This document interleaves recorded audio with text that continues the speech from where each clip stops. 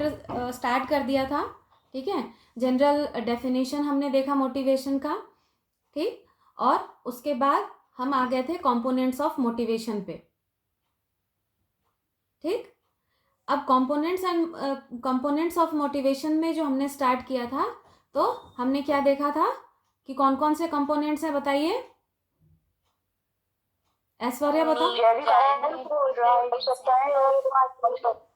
ठीक है, कंपोनेंट्स देखा हमने। उस कंपोनेंट को एक बार छोटा सा रिकैप लेते हुए फिर से आगे की ओर बढ़ते हैं, ठीक है।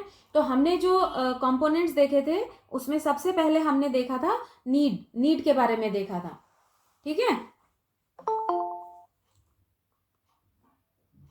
तो नीड क्या है, क्या बताया था कल? Ma'am all our bodily demand.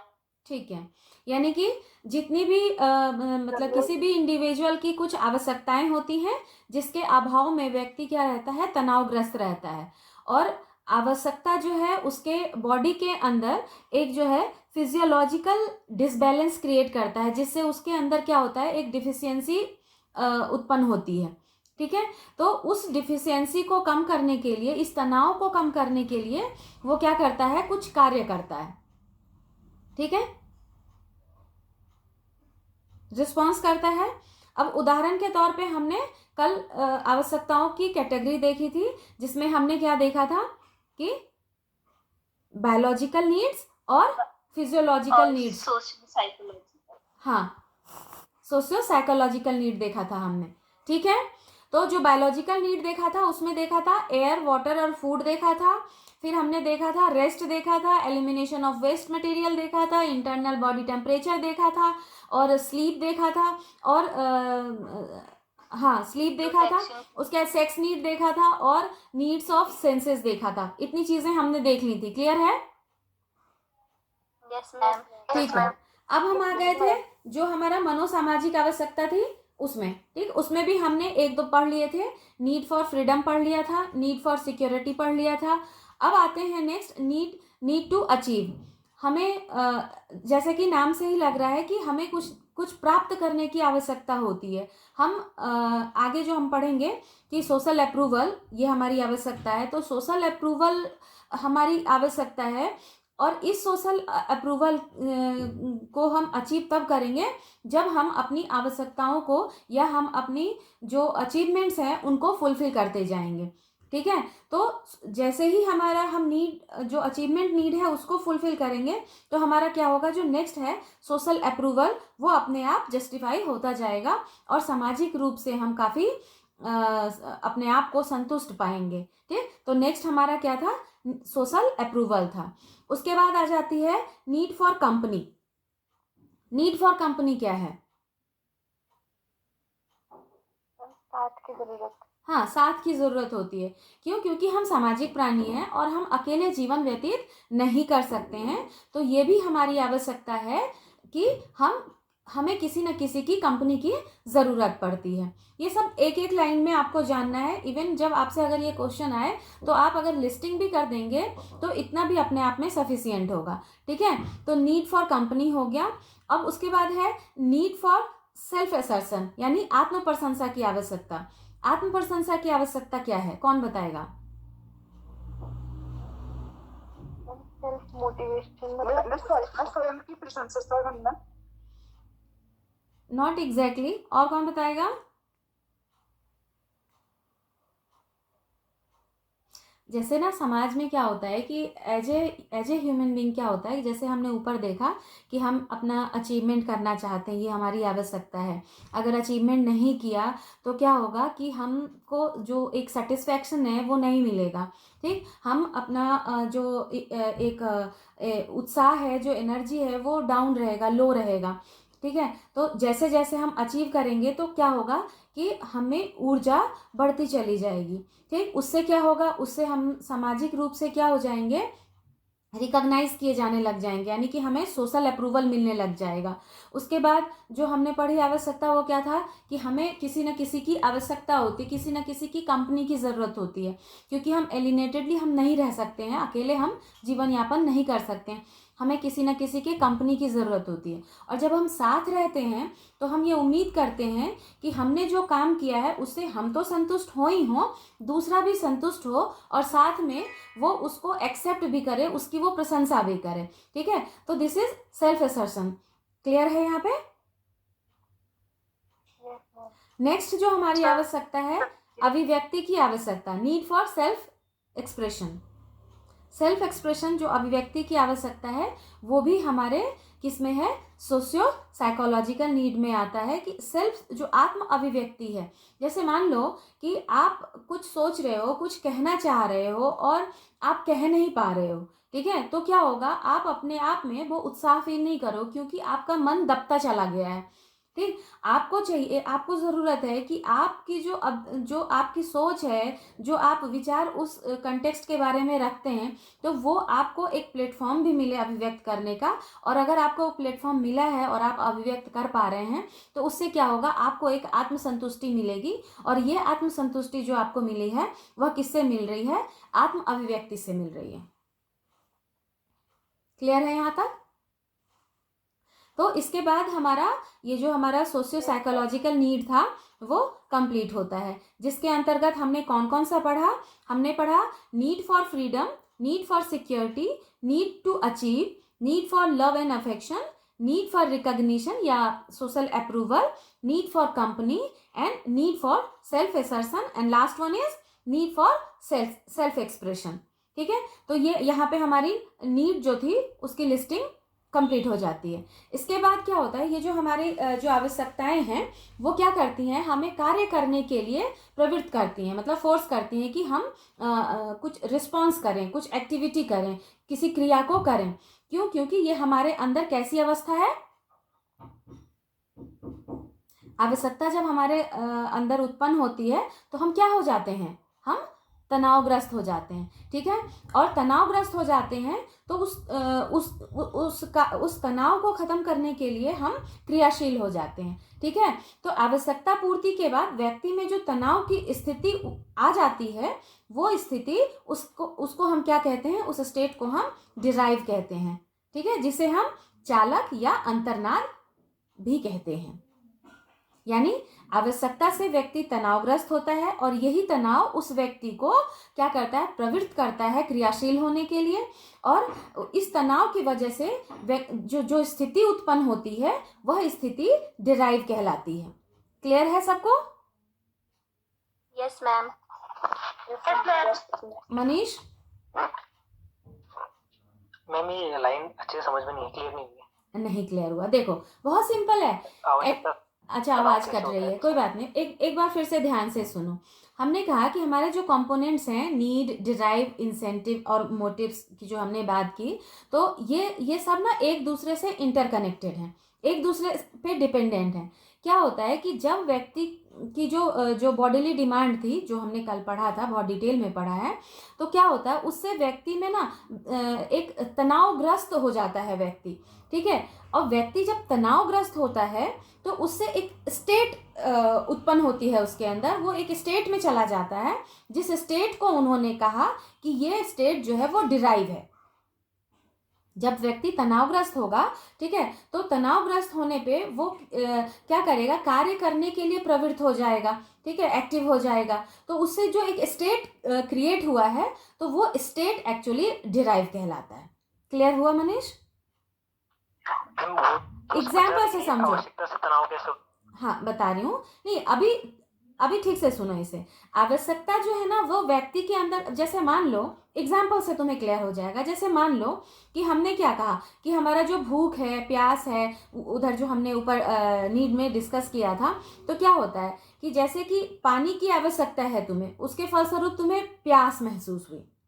ठीक है, ये एग्जाम्पल को समझो कि जैसे पानी की आवश्यकता के फलस्वरूप क्या लगा, हमें हमारे अंदर प्यास उत्पन्न हुई। भोजन की जब आवश्यकता हुई, नीड फॉर फूड हुआ, तो हम क्या कहेंगे, कौन से स्टेट में आ गए, मतलब हमें भूख लगी है। तो भोजन की आवश्यकता हुई तो हम किस स्टेट में चले गए, हंगर के स्टेट में चले गए। ठीक है, अब आगे क्या करेंगे हम, अगर हमें हंगर है तो क्या होगा, खाना ढूंढेंगे। खाना ढूंढेंगे ना, तो हम क्रियाशील हुए और खाना मिल गया। तो क्या होगा, ये प्रोत्साहन है, खाना मिला तो ये प्रोत्साहन है। तो प्रोत्साहन जो है वो एक एक्सटर्नल इन्वायरमेंटल फैक्टर था, भोजन के रूप में, फूड के रूप में आपको मिला, दैट इज इंसेंटिव, जिसको प्रलोभन कह रहे हैं। फिर से सुनो कि व्यक्ति से क्या होता है, व्यक्ति में जो आवश्यकता है वो आवश्यकता व्यक्ति को तनावग्रस्त कर देता है, उससे वह व्यक्ति किसी कार्य के लिए प्रवृत्त होता है। तो जो स्टेट उत्पन्न होती है वो स्टेट डिराइव कहलाया। ठीक है, अब जो वांट्स है, जो जैसे जो नीड था, नीड ने क्या किया, गिव राइज टू वांट्स। ठीक है, वांट्स जो है वो क्या कॉज कर रहा है, टेंशन कॉज कर रहा है। टेंशन एक स्टेट उत्पन्न हो गया जिसे हम डिराइव कह रहे हैं। ये डिराइव क्या कर रहा है, which give rise to action, हम क्रिया को करने के लिए अग्रसारित हो रहे हैं। तो जैसे ही हम एक्शन क्रियात्मक अवस्था में आ जाएंगे, रिस्पॉन्स के स्टेट में आ जाएंगे, तो वहां हम उससे जो ऊर्जा उत्पन्न हो रही है वो ऊर्जा हमारा मोटिव कहलाएगा। ठीक है, अभिप्रेरक कहलाएगा, मोटिव कहलाएगा। लेकिन जैसे जो टेंशन की स्टेट जो क्रिएट हुई वो स्टेट कहलाएगा डिराइव। ठीक, अब इस डिराइव को फुलफिल करने के लिए हम जो क्रियाशीलता उत्पन्न कर रहे हैं, क्रियाशील हो रहे हैं, जो हमारे अंदर ऊर्जा उत्पन्न हो रही है, ठीक है, वो मोटिव है। और अगर हमें ऊपर से वो जो हमने एक्टिविटी की है जिसके फलस्वरूप हमें कुछ प्राप्त हुआ है, जैसे मैंने ये एग्जाम्पल बताया आपको कि हमें भोजन की आवश्यकता होने पर भूख लग गई, भूख लगी तो हम क्रियाशील हुए, तो क्रियाशीलता से हमें क्या हुई कि हमने क्या किया, भोजन ढूंढना प्रारंभ किया। भोजन हमने ढूंढा तो क्या हुआ, खाना हमें मिला। तो खाना मिलने से क्या हुआ, हमने खाना खा लिया तो हमें वो प्रोत्साहन, वो हमें प्रोत्साहन मिला। और प्रोत्साहन का रिजल्ट क्या होगा, सेटिस्फैक्शन। ठीक है, भूख लगी थी तो हमने क्या किया, भूख एक आवश्यकता थी हमारी जो हमें गिव राइज टू वांट्स, जो हमारे अंदर क्या करता है, वांट्स क्रिएट करता है, जिसकी वजह से क्या होता है, हमारे अंदर एक टेंशन वाली स्टेट आ जाती है। उस स्टेट को हमने डिराइव कहा। तो इस टेंशन वाली स्टेट को ओवरकम करने के लिए हम क्या करते हैं, which give rise to action, जो हमें एक्शन में ला देता है। ये एक्शन ही जो हमारे अंदर जो ऊर्जा उत्पन्न करता है, वो एक साइड, ये एक्शन की वजह से जो हमें उत्साह उत्पन्न हुआ, दैट इज एनर्जी, है ना, यही एनर्जी मोटिव कहलाएगी। यहाँ मोटिव कहला गया। लेकिन जो एनर्जी उत्पन्न हुआ उससे हमने जो एक्शन किया, तो एक्शन के फलस्वरूप कुछ तो होगा, जो कुछ होगा वो हमें जो मिलेगा, मतलब ऑब्वियसली हम भोजन ढूंढ रहे थे, भोजन को प्राप्त करने के लिए क्रियाशील हुए थे, तो हमने भोजन को प्राप्त कर लिया। तो भोजन हमने प्राप्त किया, that is in the form of incentive. तो जब हमें भोजन मिल गया तो हमें प्रोत्साहन हुआ। ठीक है, प्रोत्साहन, इंसेंटिव मिला, है ना, भोजन यहाँ इंसेंटिव के रूप में है। तो प्रोत्साहन मिला, जैसे ही हमने भोजन खा लिया तो हम किस स्टेट में चले गए, सेटिस्फैक्शन के स्टेट में चले गए। तो जो नीड से हमारे अंदर जो तनाव उत्पन्न हुआ था वो किस में कन्वर्ट हो गया, सेटिस्फैक्शन से।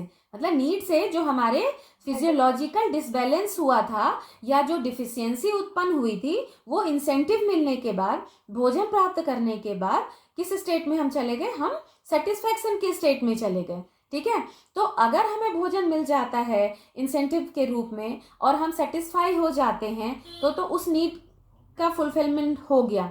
अगर नहीं हुआ तो यानी वापस हम उस नीड वाली अवस्था में ही हैं और फिर से ये सारी प्रक्रियाएं होंगी और फिर इंसेंटिव के रूप में भोजन मिलेगा, हम सेटिस्फाई हो जाएंगे। नहीं होगा तो फिर से वो नीड है। अब अगर एक नीड फुलफिल हो गया है तो आवश्यकताओं की कमी नहीं है, एक आवश्यकता पूरी होगी तो दूसरी आवश्यकता की जरूरत हो जाती है, दूसरी चीज के लिए तनाव उत्पन्न हो जाएगा। यानी नीड से लेके सेटिस्फैक्शन अगेन नीड, नीड से लेके सेटिस्फैक्शन अगेन नीड, और ये पूरी प्रक्रिया क्या होगा, नीड्स होगी जो which give rise to wants, which causes tension, state of derive, which give rise to action, है ना, which give us energy या force, this is called what, motive, है ना, which result satisfaction by gaining incentive। ठीक है, satisfaction हुआ तो that's it, ये वाला नीड फुलफिल हो गया, फिर हम दूसरे नीड की ओर बढ़ जाएंगे। अगर यही वाला फुलफिल नहीं हुआ तो हम सेम नीड की ओर बढ़ेंगे। यानी नीड से सेटिस्फैक्शन तक की ये पूरी प्रक्रिया मोटिवेशन साइकिल है एक्चुअली। क्लियर हुआ?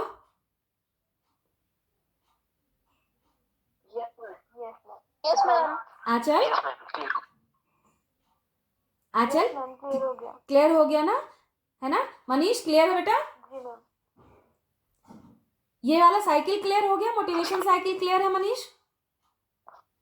यस मैम क्लियर हो गया। ठीक है, तो जो जो जो हम डिराइव तक पहुंचे थे, तो डिराइव जिसको हम चालक कह रहे हैं, चालक का डेफिनेशन वैसे मैं आपको कंटेंट सेंड ही कर दूंगी, लेकिन फिर भी एक बार सुन लीजिए कि चालक वह शक्तिशाली एवं सतत उद्दीपक है जो किसी समायोजन की अनुक्रिया की मांग करता है। ठीक है, ये जितने भी नीड हैं, डिराइव हैं, इंसेंटिव हैं और मोटिव हैं, इनका आपको डेफिनेशन भी याद रखना है। ठीक है ना, एक एक डेफिनेशन आप जरूर याद रखेंगे। क्लियर है? यहां तक आप लोगों को क्लियर है सब कुछ? Yes, ma'am. ठीक है, ये मोटिवेशन Yes, साइकिल, ma'am. हाँ, ये मोटिवेशन साइकिल भी बिल्कुल माइंड में रखना, एक फ्लो चार्ट के फॉर्म में इसको तैयार कर लेना। कैसे कैसे तैयार करेंगे, आप लिखो, पहले अपनी कॉपी में लिखो, मैं लिखवा देती हूँ। कॉपी लेकर बैठे हैं, पेन लेकर बैठे हैं या सिर्फ सुनने बैठे हैं? हाँ ठीक है, लिखिए। मैम बैठे हैं। हाँ, नीड, इवन नीड्स लिखो, एस लगाओ उसमें, क्योंकि एक नीड तो है नहीं, हमारे पास बहुत सारी आवश्यकताएं होती हैं डे टू डे लाइफ में। तो सबसे पहले हम नीड्स लिखेंगे, नीड्स को एरो दे दो, which give rise to wants,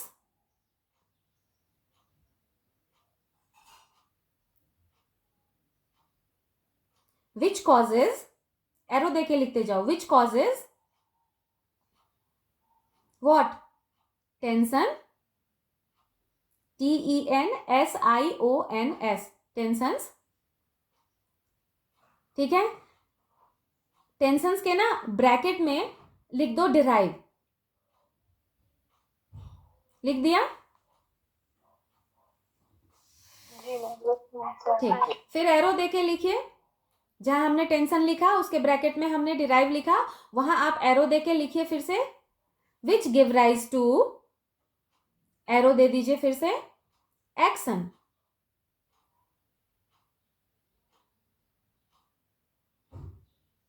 और जहां पे एक्शन लिखा है उसके नीचे एरो देना, राइट हैंड पे नहीं, उसके नीचे एरो देके लिखो जहां एक्शन लिखा है,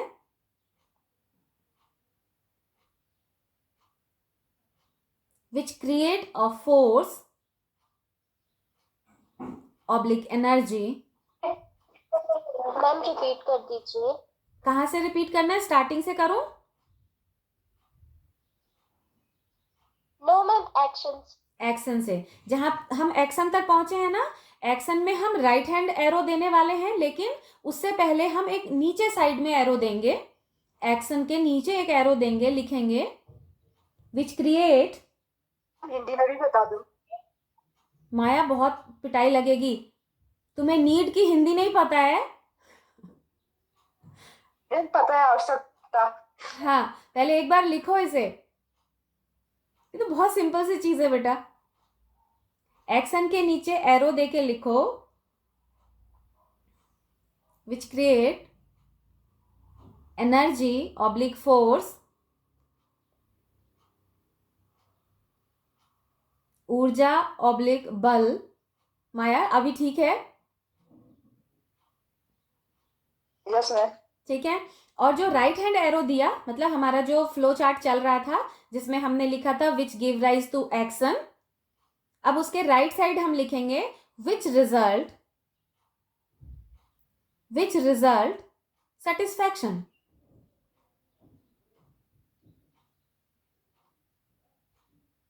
विच result satisfaction.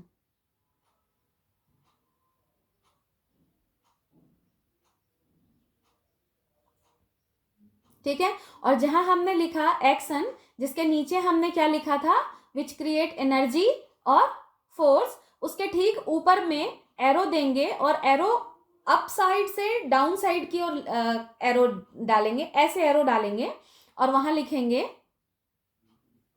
Receive incentives, receive incentives. ठीक है, जैसे ही हम एक्शन में आए तो क्या हुआ, दो चीजें हुई। एक्शन में आने से ऊपर नीचे अब दोनों एरो हो गया होगा, तो रिलीज हुआ क्या, एनर्जी या फोर्स हमारे अंदर आए, एनर्जी उत्पन्न हुई, जिससे हमने क्या किया, क्या रिसीव किया, इंसेंटिव या प्रोत्साहन रिसीव किया, और उस प्रोत्साहन को पाने से विच रिजल्ट व्हाट, सेटिस्फैक्शन। ठीक है ना। ये डायग्राम मैं बना करके आपको व्हाट्सएप कर दूंगी, क्लासरूम में डाल दूंगी नोट्स में। ठीक है, वैसे आपकी कॉपी पे बन गया होगा, है ना, एक साइकिल के फॉर्म में बन गया है ये।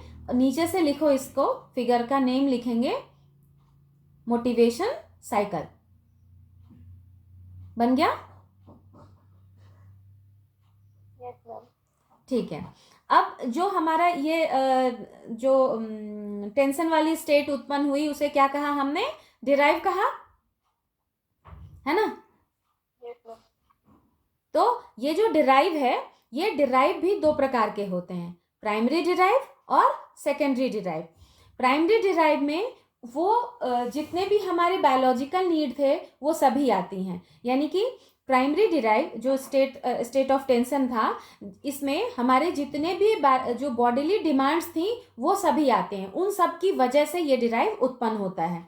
यानी कि जो बायोलॉजिकल नीड की डिमांड थी उसके वजह से जो डिराइव उत्पन्न होगा वो किस कैटेगरी में जाएगा, प्राइमरी डिराइव की कैटेगरी में जाएगा। ठीक है, तो कौन कौन से थे बायोलॉजिकल में,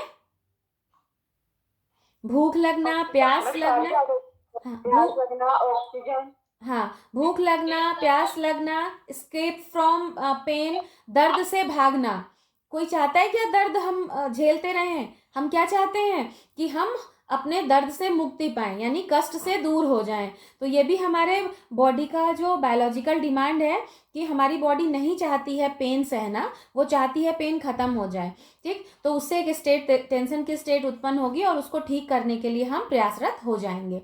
ठीक, तो ये सारी हमारी प्राइमरी डिराइव में आएगी। और जो सेकेंडरी डिराइव है उसमें जितने भी हमारे सोशियो साइकोलॉजिकल नीड की वजह से जो स्टेट ऑफ टेंशन क्रिएट हुआ था वो सभी किस में आ जाएंगे, हमारे सेकेंडरी डिराइव में आ जाएंगे, है ना। कौन कौन से हो जाएंगे सेकेंडरी डिराइव में, जैसे फियर, डर, है ना, anxiety, desire for approval, struggle for achievement, मतलब निष्पत्ति के लिए जो संघर्ष होता है वो, नहीं तो माया कहेगी मैम हिंदी में बता दीजिए, स्ट्रगल फॉर अचीवमेंट, निष्पत्ति के लिए संघर्ष करना। ठीक, तो हमने क्या देखा, डिराइव की हमारी दो श्रेणी हो गई। कौन कौन सी श्रेणी हो गई, प्राइमरी डिराइव और सेकेंडरी डिराइव। प्राइमरी डिराइव में हमने क्या क्या देखा, प्राइमरी डिराइव वो डिराइव थे which connected to our bodily demand, that is our biological need. Secondary derived connected with socio-psychological need. Clear है बेटा? Yes ma'am. ठीक है, आगे बढ़ते हैं। इंसेंटिव। इंसेंटिव क्या है, जिस वस्तु की आवश्यकता है ना, जिस वस्तु की आवश्यकता है, जैसे भूख लगी थी, कौन सा स्टेट आ गया था, भूख वाली अवस्था आ गई थी, तो भूख वाली अवस्था के लिए हमें किसी चीज की जरूरत हुई। ठीक है, और जिससे हमारा जो डिराइव है वो समाप्त हो जाए। इन दोनों बातों को समझो कि जिस वस्तु की आवश्यकता हुई और जिससे हमारा state of derive, state of tension जो है वो समाप्त हो जाए, वो इंसेंटिव कहलाता है, उसे प्रोत्साहन कहते हैं। तो प्रोत्साहन क्या है कि हमारा जो एक्सटर्नल एनवायरनमेंट से प्राप्त होने वाली कोई वस्तु है, जैसे पीछे के एग्जाम्पल को ही ले लेते हैं कि भोजन प्राप्त होने पर भूख जो हमारा डिजायर था वो क्या हो गया, समाप्त हो गया। यहाँ भोजन क्या है, बाह्य वस्तु है जिसके मिलने से हमें प्रोत्साहन, यानी इंसेंटिव के फॉर्म में मिलने से हमें प्रोत्साहन हुआ और खाना खा लेने से हम सेटिस्फाई हो गए, यानी कि वो जो स्टेट ऑफ टेंशन थी वो क्या हो जाएगी, समाप्त हो जाएगी। ठीक, तो हिलगार्ड ने डिफाइन भी किया है इंसेंटिव को, कहा है in general an appropriate incentive is that which reduces the intensity of our drive. सामान्यतः उचित प्रोत्साहन वह है जिसके प्राप्त होने से जो डिराइव की तीव्रता है वो कम हो जाती है। मतलब इंटेंसिव जो प्रोत्साहन है उसको हम जैसे ही प्राप्त करते हैं, इंसेंटिव को जैसे ही हम प्राप्त करते हैं तो क्या होता है, जो डिराइव की मात्रा है वो कम हो जाती है। Clear Ankita? Yes ma'am. Ma'am ये तो स्टिमुलस के जैसा लग रहा है, दोनों सेम है कि अलग अलग? एक्चुअली ठीक है, बस मोटिवेशन साइकिल में हम जो है इसे क्या कह रहे हैं, इंसेंटिव का नाम दे रहे हैं। ठीक है, चलिए अब यहाँ एक बात तो बिल्कुल क्लियर हो जाती है ना, कि जो हमारी आवश्यकता है, नीड है, डिराइव है और इंसेंटिव है, वो आपस में एक दूसरे से जुड़े हुए हैं। क्लियर हो रहा है ये? कैसे? तो जो हमारी नीड है वो हमारे डिराइव को जन्म देती है, और डिराइव क्या करता है, वो हमारे बढ़े हुए तनाव की स्थिति है, स्टेट ऑफ टेंशन है, जो किसी प्राणी को क्रिया करने के लिए या वो प्रारंभिक व्यवहार की ओर अग्रसारित करता है। उससे क्या उत्पन्न होती है, ऊर्जा उत्पन्न होती है ना। ऊर्जा उत्पन्न होगी, एक टेंशन की अवस्था होगी तो हम उस टेंशन को कम करने के लिए क्रियाशील हो जाएंगे, है ना। क्रियाशील होंगे तो हम उस गोल को उसको अचीव करना चाहेंगे, जिसकी वजह से मतलब जिस नीड की वजह से हम इस स्टेट में आए हैं। तो हमारे अंदर क्या होगा, एक ऐसी ऊर्जा उत्पन्न होगी जो किसी विशिष्ट प्रकार के व्यवहार या क्रिया को करने के लिए हमें प्रेरित करेगा। तो ये जो अवस्था उत्पन्न होगी, ये जो बल हमारे अंदर उत्पन्न हुआ, ये जो ऊर्जा हमारे अंदर उत्पन्न हुई, वो ही क्या कहलाएगा, हमारा मोटिव कहलाएगा। ठीक है, एक डेफिनेशन से समझते हैं कि अभिप्रेरक, मोटिव को क्या कह रहे हैं, अभिप्रेरक कह रहे हैं। मैकडूगल का डेफिनेशन है, एक बार इसे ध्यान से सुनिए। मैकडूगल ने कहा कि अभिप्रेरक व्यक्ति के अंदर वो दैहिक तथा मनोवैज्ञानिक दशाएं हैं जो उसे एक निश्चित ढंग से कार्य करने के लिए प्रवृत्त करता है। इंग्लिश में सुनिए, मोटिव्स आर कंडीशंस, है ना, physiological and psychological within the organism that dispose to act in certain way। ठीक है, एक विशिष्ट दिशा में कार्य करने के लिए अग्रसारित करता है। ठीक, यानी कि ये जो ऊर्जा उत्पन्न हुई कार्य करने की, वही अभिप्रेरक है। यानी कि अभिप्रेरक जो है किसी कार्य या व्यवहार को विशिष्ट दिशा प्रदान करता है। ठीक है, तभी तो हम उस दिशा में काम करेंगे, यानी अपने उस गोल को अचीव करना चाहेंगे। ठीक, तो अब एक बार फिर से ध्यान से सुनिए कि ये तीनों जो थी हमारी, कौन कौन सी, नीड, डिराइव और इंसेंटिव, आपस में कनेक्टेड हैं। कैसे कनेक्टेड हैं? जब हमारे अंदर हमें आवश्यकता हुई, किसी चीज की आवश्यकता हुई, कोई नीड हमारे लिए जरूरी हो गया, तो उससे हमारा कौन सा स्टेट उत्पन्न हुआ, स्टेट ऑफ टेंशन, जिसे हमने क्या कहा, डिराइव कहा। अब इस स्टेट ऑफ टेंशन का जो जन्म हुआ, उससे क्या हुआ, हमारे अंदर एक तनाव की स्थिति उत्पन्न हो गई। उस तनाव को कम करने के लिए प्राणी क्रियाशील हो गया, है ना। उस क्रियाशीलता की वजह से उसमें एक ऊर्जा उत्पन्न हुई, जिसे हम मोटिव कह रहे हैं। ठीक है, और उस ऊर्जा की वजह से उसने उस चीज को प्राप्त कर लिया, यानी इंसेंटिव के फॉर्म में वो मिल गया। जैसे ही उसे इंसेंटिव के फॉर्म में मिला, इस क्रिया करने की वजह से इंसेंटिव मिला, क्रिया किया, इंसेंटिव मिला, तो जैसे ही मिलेगा तो क्या कहा, विच रिजल्ट, फ्लो चार्ट में देखो, विच रिजल्ट व्हाट, सेटिस्फैक्शन। हाँ, उसे क्या मिल गई, उसे संतुष्टि मिल गई। ठीक, तो ये मोटिवेशन साइकिल को माइंड में रखोगे तो हमारे ये जितने भी कंपोनेंट हैं वो उसी में इंक्लूड हो गए हैं। कौन कौन से कंपोनेंट हुए, अभी तो सारे कंपोनेंट हमने पढ़ लिए, need, drive, incentive and motives. Clear है? Yes ma'am. ठीक है, तो आवश्यकता के परिणाम स्वरूप क्या उत्पन्न हुआ हमारे अंदर, एक मानसिक तनाव की स्थिति उत्पन्न हुई, स्टेट ऑफ टेंशन, जो आपके मोटिवेशन साइकिल में लिखवाया भी है। ठीक। तो उसे हमने कहा कि वो कौन सी स्थिति थी, हमारे स्टेट ऑफ टेंशन था, जिसे हमने क्या कहा, चालक या डिराइव कहा। ठीक। इस डिराइव की वजह से व्यक्ति क्या हुआ, क्रियाशील हुआ, मतलब अग्रसर हुआ किसी काम को करने के लिए। अब क्या हुआ कि काम को करने के लिए क्रियाशील हुआ तो वो एक्टिव हो गया, एनर्जी आ गई उसके अंदर, तो वो जो ऊर्जा है वही अभिप्रेरक है उसका। ठीक है। अभिप्रेरक जो है उसको क्या कर रहा है, एनर्जी प्रोवाइड कर रहा है कि आप किसी काम को करो, तो क्रियाशीलता बढ़ी तो वो उस चीज को प्राप्त कर लेता है। जैसे पीछे एग्जाम्पल में कि हम हमारे अंदर भूख अगर हमें लगी है तो हम भोजन की तलाश कर रहे हैं, और भोजन इंसेंटिव के फॉर्म में जैसे ही हमें मिलेगा, ठीक है, तो क्या होगा, हम भोजन को ढूंढेंगे, उसको पाने का प्रयास करेंगे, खाएंगे, और खाएंगे तो हम संतुष्ट हो जाएंगे। तो ये पूरी प्रक्रिया मोटिवेशन साइकिल कहलाएगी, जो अलग अलग कंपोनेंट है मोटिवेशन के, उससे कंप्लीट हुई है साइकिल। ठीक। और जैसे हमने नीड की कैटेगरी देखी, जैसे हमने डिराइव की कैटेगरी देखी, क्या हुआ, मैंने संतोष सर की क्लास, अच्छा नेक्स्ट टीचर की लिंक आ गई है, ओके, बस ये कंप्लीट ही होता है। जैसे हमने नीड डिराइव की कैटेगरी देखी है, वैसे ही हमारे मोटिव्स की भी कैटेगरी हैं। कौन कौन सी कैटेगरी हैं, बायोलॉजिकल मोटिव्स हैं हमारे, और हमारे ये साइकोलॉजिकल मोटिव हैं, सोशल मोटिव हैं, ये भी इसकी 3 कैटेगरी हैं।